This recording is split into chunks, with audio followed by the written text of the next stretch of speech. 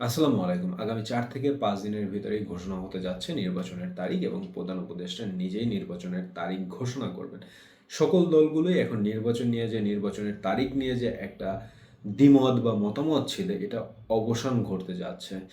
কারণ আগামী ৪ থেকে ৫ দিনের ভিতরে নির্বাচনের তারিখটা ঘোষণা হতে যাচ্ছেন। আজকের ১৪ দলের মিটিং শেষে জাতীয় পার্টির চেয়ারম্যান মোস্তফা জামাল হায়দার তিনি হলো গিয়ে বেরিয়ে সাংবাদিকদের প্রশ্নের জবাবে কথা জানান এবং তিনি আরও জানান এর থেকে আনন্দের কি আছে। আগামী ৪ থেকে ৫ দিনের ভিতরে যেহেতু নির্বাচনের তারিখ আসতে যাচ্ছে, দলগুলো এখন একটা শান্তি বা স্বস্তি ফিরে আসবে দলগুলোর মাঝখানে নির্বাচনী প্রশ্ন নিয়ে।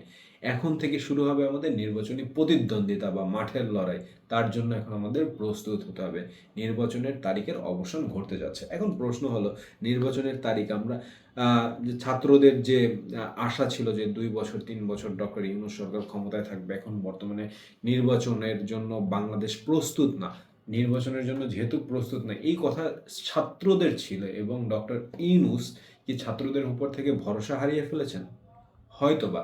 কারণ আগে ডক্টর ইউনূস কোনো প্রবলেমে পড়লে ছাত্ররা যেভাবে এগিয়ে আসতো, বর্তমানে ছাত্ররা ওভাবে সহযোগিতা করছে না ডক্টর ইউনূস সরকারকে, এবং সরকারের ভিতরে অনেকেই নির্বাচনটাকে বানচাল করতে চাচ্ছে এবং পিছিয়ে দেওয়ার চক্রান্ত করতেছিল।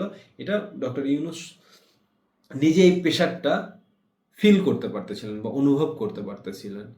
আর যার জন্যই তিনি চাচ্ছেন যে তার একটা ওয়ার্ল্ড ওয়াইড রেপুটেশন আছে এবং তার একটা সম্মান আছে পুরো পৃথিবীর মানুষের কাছে। আর সেই সম্মানটা তিনি নষ্ট করতে চাচ্ছেন না এই কাদা ছোড়াছুড়ির রাজনীতির ভিতরে থেকে। তার জন্যই তিনি বাধ্য হয়ে বর্তমানে নির্বাচনটা ঘোষণা করতে যাচ্ছেন এবং সকল রাজনৈতিক দলের কোন্দল এবং তাদের নির্বাচন নিয়ে বিভ্রান্তমূলক বক্তব্য নিরসন ঘটাতে যাচ্ছেন। কারণ তিনি আগের থেকে বলেছেন, এটা কিন্তু ক্লিয়ার ছিল যে আগামী বছর ফেব্রুয়ারি থেকে এপ্রিলের মধ্যে নির্বাচনটা হতে যাচ্ছে। তারপরেও বিভিন্ন রাজনৈতিক দল বিভিন্নভাবে বক্তব্য দিয়ে যাচ্ছিলেন যে হ্যাঁ, নির্বাচন পিছানোর একটা বানচাল করার একটা পায়ত্রা চলছে, নির্বাচন হবে না হয়তো, বা নির্বাচন পেছানোর জন্য অমুক দল ষড়যন্ত্র করছে, অমুকে ষড়যন্ত্র করছে। এই জিনিসগুলোর জন্যই বাধ্য হয়ে বর্তমানে পরিস্থিতি না সামাল দিতে পেরে ডক্টর ইউনূস সরকার নির্বাচনের তারিখটা ঘোষণা করে দিলে সাধারণ মানুষ থেকে রাজনৈতিক দল প্রত্যেকটা মানুষই জানবে নির্বাচন এই তারিখে হচ্ছে।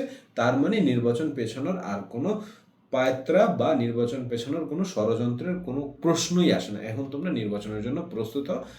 এরপরে আসবে যে কে কোন পদ্ধতিতে নির্বাচন করতে চায়। কেউ বলবে আমার পিআর চাই, কেউ বলবে আগের যেভাবে চলে আসছে নির্বাচন গতানুগতিকভাবে সেই নির্বাচন চাই।